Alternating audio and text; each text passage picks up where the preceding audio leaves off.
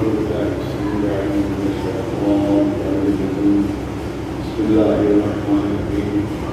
الحمد لله رب العالمين، والصلاة والسلام على سيدنا المرسلين سيدنا ونبينا وشفيع المذنبين أبي القاسم محمد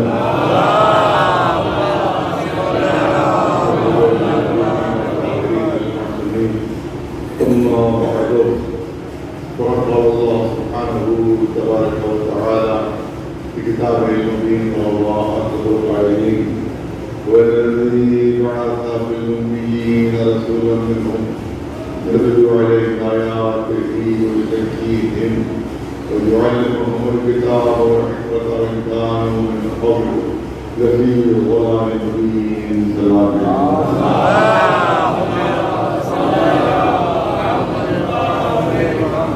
گزارش ہے کہ مرتبہ سورہ الحمد وکیل مرتبہ سورہ کلام کی تلاوت فرمائے مرحومہ قدردانی صاحبہ ان کے نظر خیر سہارا لوگ کو اس ثواب ہوئی.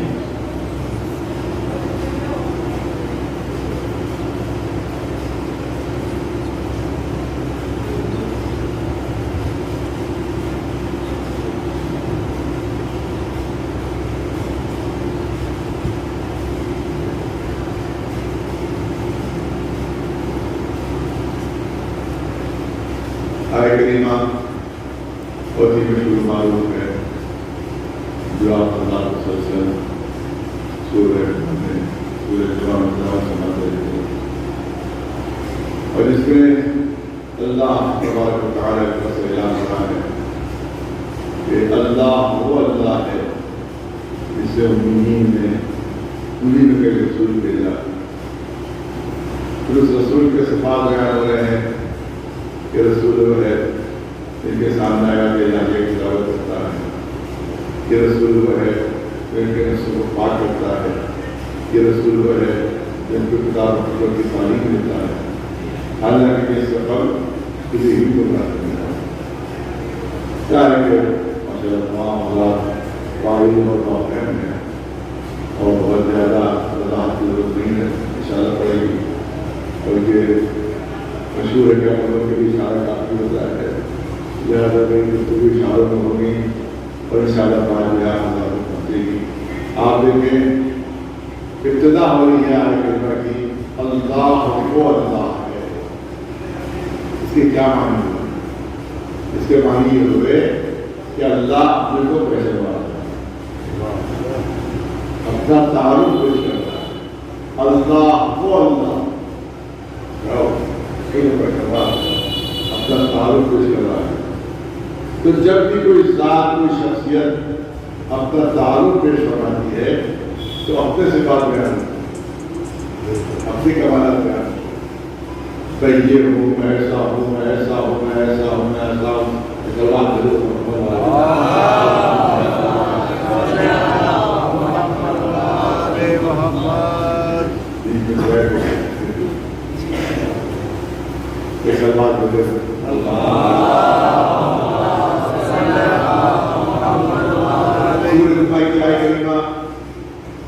اس پہ اعلان ہو رہا ہے کہ اللہ وہ اللہ ہے.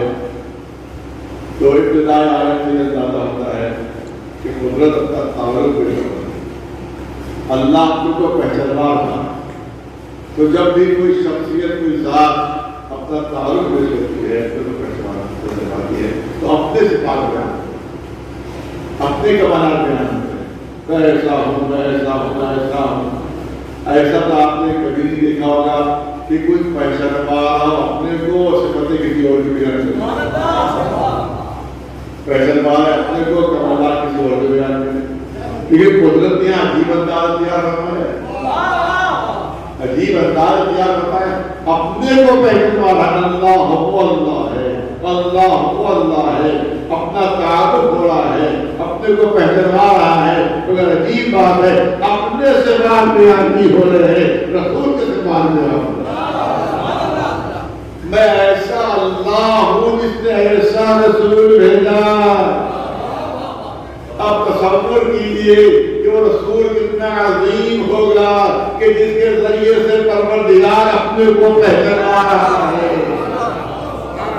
وہ مخلوق اتنی کامل ہوگی کہ جس کے ذریعے سے اللہ کی کائنات اپنا تعارف پیش کر رہا ہے, اور وہ تصویر کتنی بے عیب ہوگی کہ جس کے ذریعے سے مصور کائنات اپنے کو پہچان رہا ہے, اور وہ صنعت کتنی بے عیب ہوگی کہ جس کے ذریعے سے صنع عالم اپنا تعارف پیش کر رہا ہے.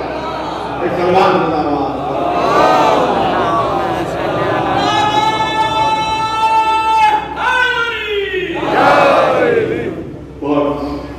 پڑھے لکھے ذات میرے سامنے ہے, صاحبان خیر میرے سامنے ہے. جب اسی لحاظ سے میں نے موضوع تیار کیا ہے, میں چاہتا ہوں کہ بات پہنچے میری حضرات تک. تو ابتدا آیت سے اندازہ ہو رہا ہے کہ اللہ اپنے کو پہچانا رہا ہے, اپنا تعارف پیش کر رہا ہے, اپنے کو پہچانا رہا ہے, لیکن کمالات رسول کے بیان ہے, صفات رسول کے بیان ہے. میں ایسا اللہ ہوں, یہ اللہ کی تعریف کی. ایسا رسول بھیجا, یہ رسول کی تعریف کی. ایک بہت توجہ چاہوں گا, اللہ کی تعریف کو آپ جانتے ہیں, جو اللہ کی تعریف کو اس کو حمد کہا جاتا ہے. جو اللہ کی تعریف میں حمد کہا جاتا ہے, اور جو رسول کی تعریف میں نعت کہا جاتا ہے. بہت توجہ ہے. جو اللہ کی تعریف میں حمد ہے, جو رسول اللہ کی تعریف میں نعت ہے, یہ آئے کریمہ عجیب آئے کریمہ ہے, حمد بھی ہے اور نعت بھی ہے. حمد بھی ہے اور نعت بھی ہے. اللہ وہ اللہ ہے, یہ حمد ہے. ایسا رسول بھیجا, یہ نعت ہے. یعنی آیت ایک ہے, لفظ وحی ہے, جملہ وحی ہے, مگر تذکرے دو ہے, ذکر دو ہے. ایک رخ سے حمد ہے, دوسرے رخ سے نعت ہے. اگر اللہ کا ذکر ہے تو ساتھ ہی ساتھ رسول کا بھی ذکر ہے. اگر رسول اللہ کا ذکر ہے تو ساتھ ہی ساتھ اللہ کا ذکر بھی ہے. یعنی دو ذکر اس طرح سے متحد ہو گئے ہیں کہ الگ نہیں ہو سکتے. دو تذکرے اس طرح سے مل گئے ہیں کہ جدا نہیں ہو سکتے. دو تعریفیں اس طرح سے مل گئی ہیں کہ دونوں کو جدا نہیں کیا جا سکتا. ایک ہی وقت میں حمد بھی ہے, ایک ہی وقت میں نعت بھی ہے. اگر حمد شروع ہو رہی ہے تو ساتھ ہی ساتھ نعت بھی شروع ہو رہی ہے, اور اگر نعت شروع ہو رہی ہے تو ساتھ ہی ساتھ حمد بھی شروع ہو رہی ہے. اس کا مطلب یہ ہے کہ قرآن میں ہم کو یہ مثال ملی کہ دو تعریفیں اس طرح سے جڑ جاتی ہیں کہ الگ نہیں ہو پاتی. ایک وقت میں دو تذکرے ہوتے ہیں, ایک وقت میں دو تعریفیں ہوتی ہیں. پوری توجہ ہے. ایک ہی وقت میں دو تذکرے ہوتے ہیں, ایک ہی وقت میں دو تعریفیں ہیں, ایک ہی وقت میں اللہ کا ذکر بھی ہے, اسی وقت ہے رسول اللہ کا ذکر بھی ہے. ایک طرف سے دیکھیے تو حمد ہے, دوسری طرف سے دیکھیے تو نعت ہے. یعنی ایسا آئینہ ہے جس کے دونوں لوگ چمک رہے ہیں. دنیاوی آئینے میں کمی ہوتی ہے, دنیاوی آئینے میں کمی ہوتی ہے. ایک لوگ تعریف ہوتا ہے, دوسرا لوگ چمکتا ہوتا ہے. مگر یہ ایسا آئینہ ہے کہ ایک لوگ سے حمد ہے, دوسرے لوگ سے نعت ہے. جب ہم کو قرآن میں مثال ملی کہ جب دو ذکر اس طرح سے ملتے ہیں کہ الگ نہیں ہو سکتے, ایک کا ذکر ہے تو ساتھ ہی ساتھ دوسرے کا ذکر بھی ہے, دوسرے کا ذکر ہے تو ساتھ ہی ساتھ پہلے کا ذکر بھی ہے. جب قرآن میں مثال مل گئی تو اب کوئی تعجب نہ کرے کہ اگر رسول اللہ سند دے دے کہ علی کا ذکر میرا ذکر ہے, میرا ذکر خدا کا ذکر ہے, اور خدا کا ذکر عبادت ہے.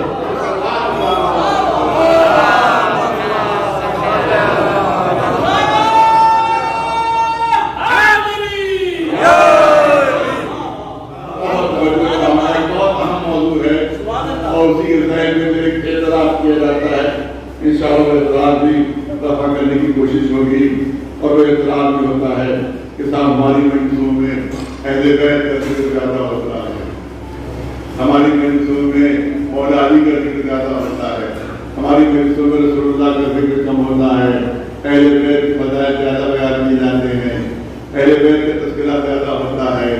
یہ غلط فہمی یہ پھیلائی جاتی ہے. لیکن میں یہاں پر کہنا چاہتا ہوں کہ ہماری کوئی مجلس بغیر تذکرہ رسول کی شروع ہی نہیں ہوتی.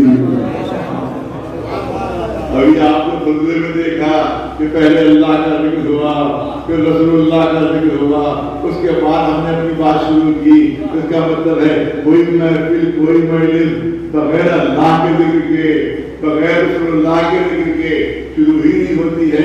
لیکن اس کے بعد بھی کہا جاتا ہے کہ صاحب مولا کا ذکر زیادہ ہوتا ہے، اہل بیت کا ذکر زیادہ ہوتا ہے، نعت کم پڑھی جاتی ہے، منقبت زیادہ ہوتی ہے، منقبت زیادہ ہوتی ہے۔ بہت توجہ چاہوں گا، جہاں تک بات پہنچ سکے اتنا ہی بہتر ہوگا، جہاں تک یہ بات دی جا سکے اتنا ہی ہمارے لیے بہتر ہوگا۔ ہاں یقیناً ہم منقبت اہل بیت پیش کرتے ہیں، یقیناً ہم مولا کے فضائل پیش کرتے ہیں، مگر یاد رکھیے کہ اہل بیت کے فضائل سے بڑھ کر کوئی نعت محمدیہ نہیں ہے۔ نہیں، ثابت کرنا ہوگا، بغیر ثابت کی آگے کو بچہ بھی نہیں مانتا ہے۔ اگر بہترین نعت ہمیں پیش کرنا ہے تو منقبت آل رسول شروع کر دیجیے، فضائل اہل بیت بیان کرنا شروع کر دیجیے، اس سے بہتر کوئی نعت ہے ہی نہیں، اس سے بہتر کوئی نعت نہیں ہے۔ کوئی کہہ رہے عجیب بات ہے، ذکر تو اہل بیت کا کر رہے ہو، فضائل اہل بیت کا بیان کر رہے ہو، اور کہہ رہے یہی نعت محمدیہ ہے، یہی رسول اللہ کی نعت ہے، اور اس سے بہتر کوئی نعت نہیں۔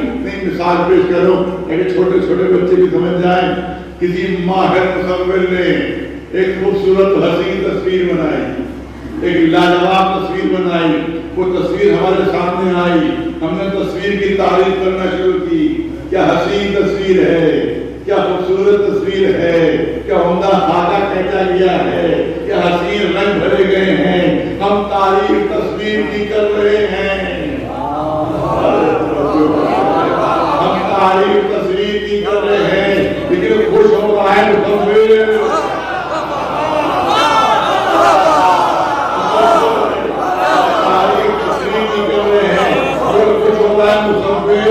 ہم مصور سے کہتے ہیں ہم نے تو آپ کا نام بھی نہیں لیا، ہم نے تو آپ کا ذکر ہی نہیں کیا، ہم تو تصویر کی تعریف کر رہے ہیں۔ مصور مسکرا کر جواب دے گا، یہ بتاؤ رنگ بھرے کس نے ہیں، یہ بتاؤ خاکہ کھینچا کس نے ہے، یہ بتاؤ تصویر بنائی کس نے ہے۔ تصویر کی تعریف صرف تصویر کی تعریف نہیں ہوتی ہے، بلکہ حقیقت میں مصور کی تعریف ہوتی ہے۔ اسی طرح سے اہل بیت کی مدح صرف اہل بیت کی مدح نہیں ہے، بلکہ حقیقت میں رسول اللہ کی مدح ہے۔ یہ دیکھو آغوش میں لے کر پرورش کس نے دی ہے، ان کے کردار کے خاکوں میں جو فضیلتوں کے رنگ بھرے جا رہے ہیں، جو تسل ضرورات سے بھرے جا رہے ہیں۔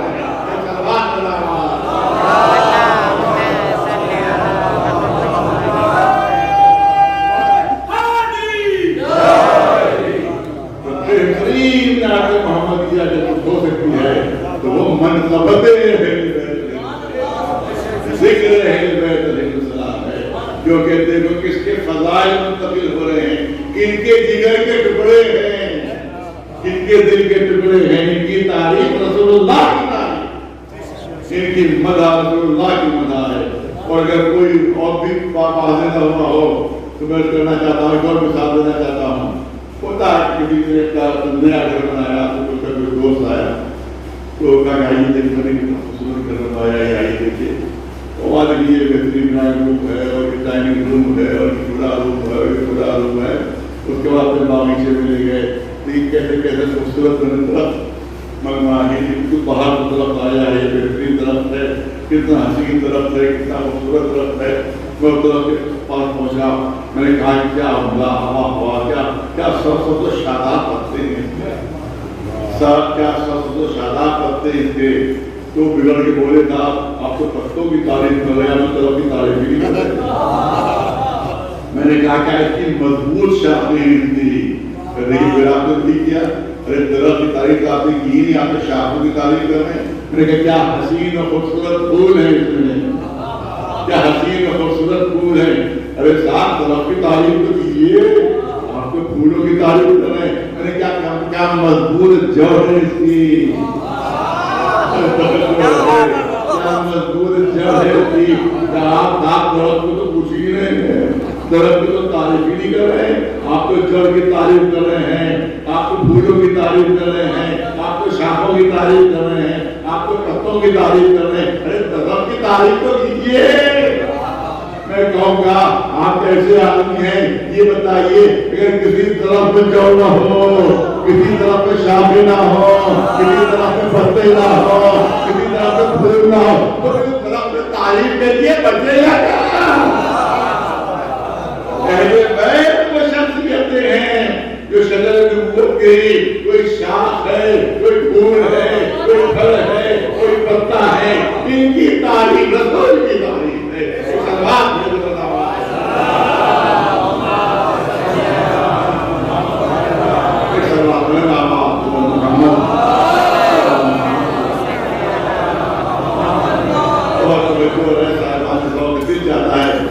دل کی باتیں آپ کے سامنے پھر ضرور، کیونکہ ماشاء اللہ میں کم حاضری ہوئی میری، میں چاہتا ہوں کہ کافی عرصے بعد حاضری ہوئی ہے. اگر تھکا ہوئی تو جو کہ بائی روڈ لکھنؤ سے دہلی آیا، رات میں پوری رات جاگ کر پوری رات جاگ کر بائی روڈ آیا، پھر وہاں سے تھوڑی دیر سے آرام کیا. اس کے بعد یہاں مجھ سے کہا گیا تھا کہ منگلور میں منڈی سے مجھ ہو گیا تھا کہ 1 گھنٹے کا راستہ ہے، بعد پتہ چلنے کی کیرانے میں منڈی سے 3 گھنٹے کا راستہ ہے. اس کے دوران تو عام طور سے اپنے پنڈت جب 2 بجے سے وعدہ دیا جاتا ہے تو کم کر کے گھٹا کے بتایا جاتا ہے، لیکن ایسا نہ ہو گھٹا کے بتایا جاتا ہے. کانپور سے 40 کلومیٹر دور پنڈت ہوتی ہے، وعدہ علماء کہتے ہیں کانپور میں پنڈت. بعد پتہ چلتا ہے جب کانپور گزر جاتا ہے تب پتہ چلتا ہے کہ بھائی کانپور بلکہ 40 کلومیٹر آگے گئے سے.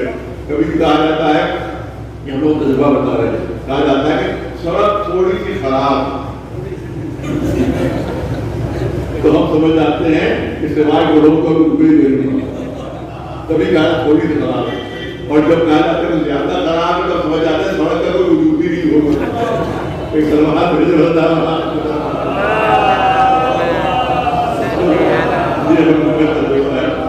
لیکن اس خدمت میں جتنی زحمت ہوتی ہے اتنی زیادہ ثواب ہوتا ہے.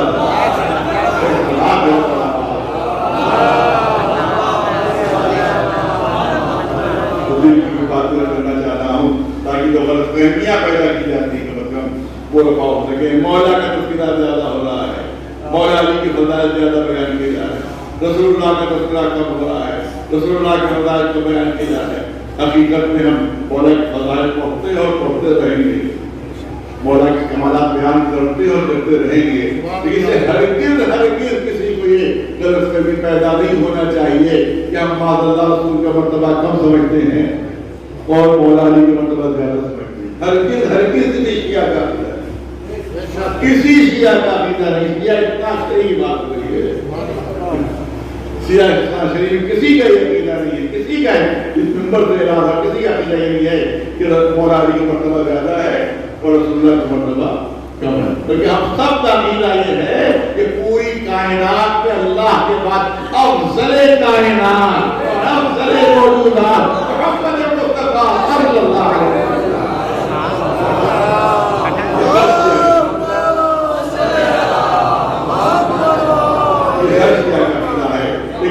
مولا کے فضائل بیان کرتے ہیں، ان کے کمالات بیان کرتے ہیں. اس سے یہ غلط فہمی ہرگز نہیں ہونا چاہیے کہ ہم مولا علی کے مرتبے کو زیادہ سمجھتے ہیں، رسول اللہ کے مرتبے کو مولا کم سمجھتے ہیں.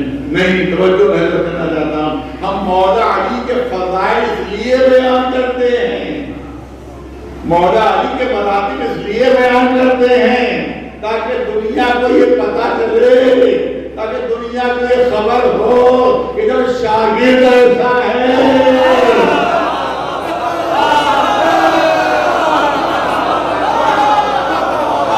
دنیا کو یہ بتاتے ہیں، ہم دنیا کو یہ بتاتے ہیں کہ جب شاگرد ایسا ہے آپ کیسا ہوگا، جب باب شہر علم ایسا ہے تو شہر علم کیسا ہوگا، جب ساقی کوثر ایسا ہے تو مالک کوثر کیسا ہوگا، جب فقیر جنت اللہ ایسا ہے تو مالک جنت اللہ سب کیسا ہوگا.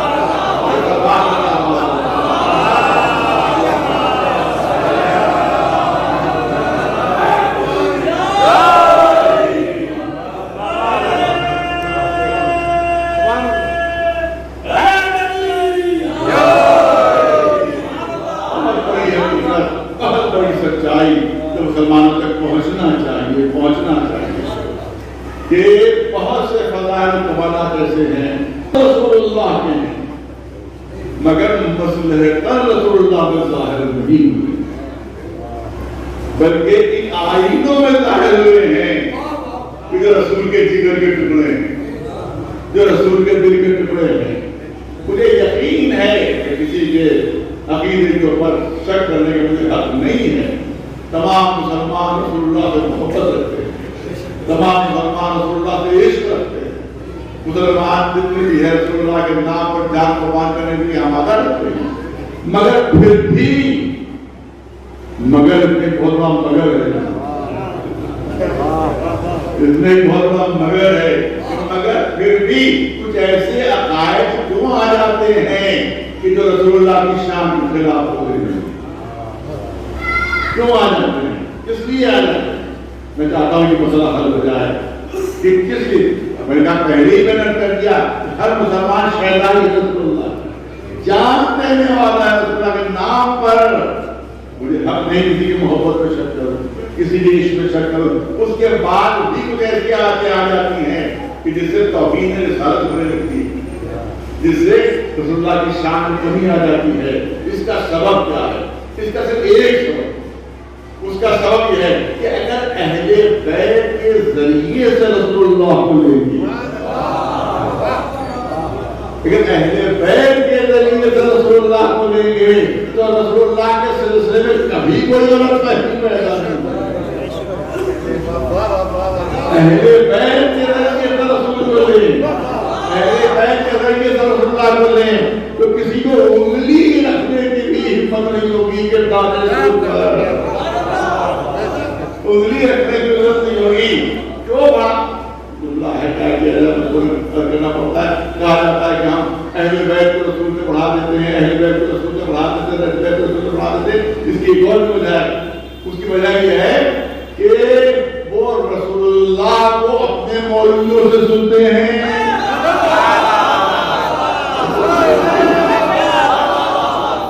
وہ اپنے مولویوں سے سنتے ہیں، اہل بیت کا ذکر ہماری زبان سے سنتے ہیں، تب ان کو یہ غلط فہمی پیدا ہو جاتی ہے کہ ہم نے اہل بیت کو رسول سے بڑھا دیا۔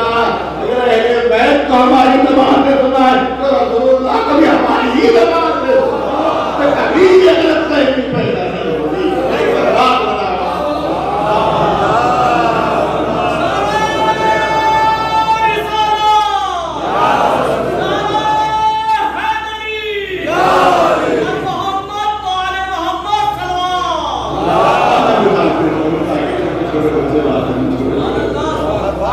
کوشش کری ہوتی ہے کہ بچے بھی بات سمجھ سکیں، ایسا نہ ہو کہ مولانا تو پڑھ گئے، لوگ کہیں پتہ نہیں کیا پڑھ گئے، لیکن عالم بہت ہے ہماری زمین میں دنیا کا پڑھا، لیکن ایسی مجلس ہو کہ چھوٹا چھوٹا بچہ بھی سنے، اسی لیے آسان مثالوں میں لگی میری کوشش ہوتی ہے کہ بات کو پیش کیا جائے۔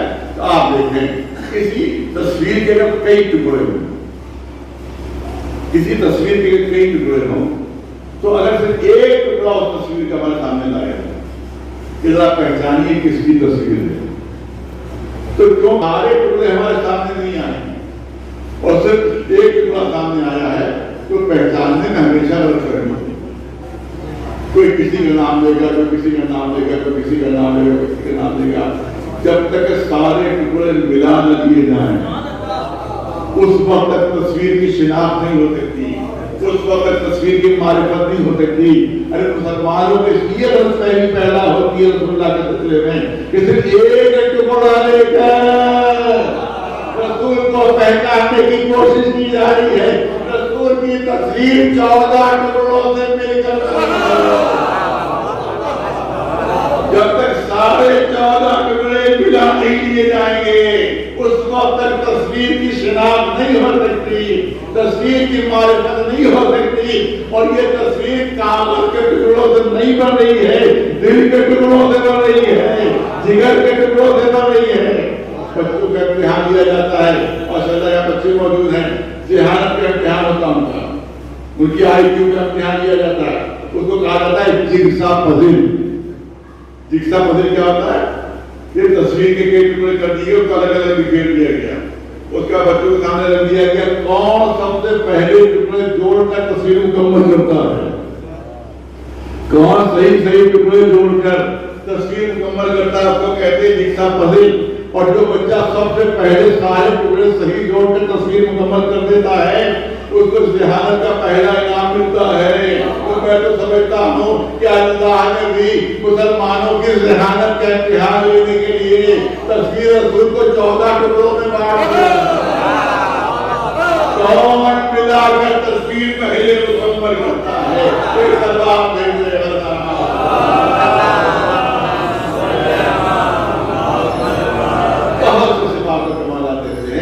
مسئلہ الہیہ نہیں تھی جس کی وجہ سے رسول اللہ میں طاقت نہیں ہوئے۔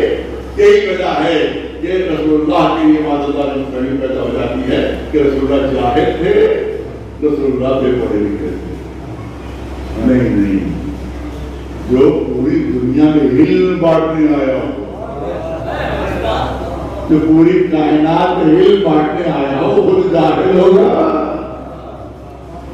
پوری توجہ جہاں کا بدلاتی علیہ السلام نے وقت بہت کم ہو جائے کوشش ہوگی کہ بات پہنچ سکے آپ حضرات تک۔ کہا کہ رسول اللہ جاہل فاضلہ جاہل حضرت دیکھو اگر جاہل تو کیا بولتا تھا امی تھے، امی کے معنی جاہل۔ پہلے یہ بتاتا ہوں آپ کو امی کے معنی جاہل نہیں، امی کے معنی جاہل کے ہے ہی نہیں۔ امی کے کیا معنی ہے؟ امی جو ہے دو کلموں سے مل کر رہا ہے، اور یعنی وہ بچہ جو ماں کی طرف محسوس۔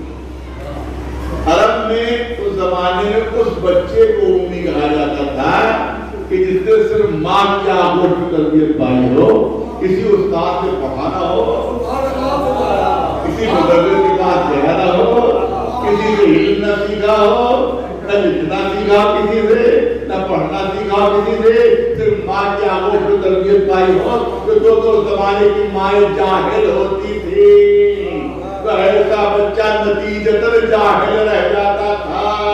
اس کا مطلب یہ ہے کہ امی کے معنی جاہل کے نہیں ہیں، امی ہونے کا نتیجہ جہالت ہوا کرتا تھا، امی ہونے کا نتیجہ جہالت ہوا کرتا تھا۔ تو امی کے معنی جاہل نہیں ہے، امی کی معنی یہ ہے کہ جس نے دنیا میں کسی سے سیکھا نہ ہو۔ امی اس کو کہتے ہیں کہ جس نے دنیا میں کسی سے پڑھا نہ ہو، ارے جو بارگاہ الہی سے پڑھ کر آ رہا ہو، اسے دنیا میں کسی سے سیکھنے کی ضرورت ہے، نہ کسی سے پڑھنے کی ضرورت ہے۔ تو میں ذرا دلیل قرآن آپ کے سامنے پیش کرنا چاہتا ہوں۔ اس زمین پر بسنے والوں کو یہ حق ہی نہیں حاصل کہ رسول اللہ کے لیے فیصلہ کریں کہ ان کو لکھنا پڑھنا آتا تھا کہ نہیں آتا تھا۔ اس زمین پر رہنے والوں کو یہ حق نہیں حاصل ہے کہ رسول اللہ کے لیے فیصلہ کریں کہ ان کو لکھنا پڑھنا آتا تھا یا نہیں آتا تھا۔ ارے کہ وہ ایک ہی دنیا آپ کے بات سمجھ نہیں آتا، آپ کی بات تو ہماری سمجھ نہیں آ رہی۔ نہیں، مثال سے بات کرتے ہیں۔ فرض کیجیے میں پہلی مرتبہ کسی گاؤں دیہات گیا پڑھنے کی، اس سے پہلے میرے جانے کا اختلاف نہیں تھا۔ پہلی مرتبہ وہاں کے لوگوں نے مجھے دیکھا، میں نمبر ہو گیا، لگنا بڑا ہوتا، مجلس میں ایک ساتھ کہنے لگے کہ صاحب ان کو نہ لکھنا آتا ہے نہ پڑھنا آتا ہے، ان کو نہ لکھنا آتا ہے نہ پڑھنا آتا ہے۔ برابر کے ساتھ اور بیٹھے ہوئے تو نکال رہے کہ تم نے کیسے فیصلہ کر لیا کہ لکھنا پڑھنا نہیں آتا ہے؟ کیسے فیصلہ کیا کہ لکھنا پڑھنا نہیں آتا ہے؟ اس نے کہا میں نے اس لیے فیصلہ کیا کہ نہ کبھی ان کو لکھتے دے گا نہ کبھی ان کو پڑھتے دے گا۔ جب ہم نے فیصلہ کر لیا کہ کوئی لکھنا پڑھنا نہیں آتا ہے، وہ دوسرا شخص سمجھدار تھا، آپ نے کہا بھائی تمہیں یہ فیصلے کا حق نہیں، تمہیں یہ فیصلے کا حق نہیں، یہ تو تمہاری بستی میں ابھی آئے ہیں۔ ارے بہت توجہ، یہ تو تمہاری بستی میں ابھی آئے، رہنے والے کہیں اور کے ہیں، بسنے والے کہیں اور کے ہیں، وطن کہیں اور ہے، کہیں اور سے آ رہے ہیں۔ لہٰذا اگر یہ معلوم کرنا ہو کہ کچھ سیکھا کہ نہیں سیکھا، کچھ پڑھا کہ نہیں پڑھا، کسی استاد کے سامنے ادب طے کیا نہیں طے کیا، تو وہاں پوچھو جہاں سے آ رہے ہیں۔ کو چلاتے آ رہے ہیں اور پوری توجہ چاہوں گا قرآن میں خصوصیت پہلے رسول کو حاصل ہے کسی نبی کو نہیں حاصل ہے کسی نبی کو نہیں حاصل ہے وہ خصوصیت یہ ہے کہ اور انبیاء کے لیے قرآن مجید میں لفظ جعلا ملے گا مگر ہمارے رسول کے لیے پورے قرآن میں کہیں لفظ جعلا نہیں ہے پڑھے لکھے بندے کی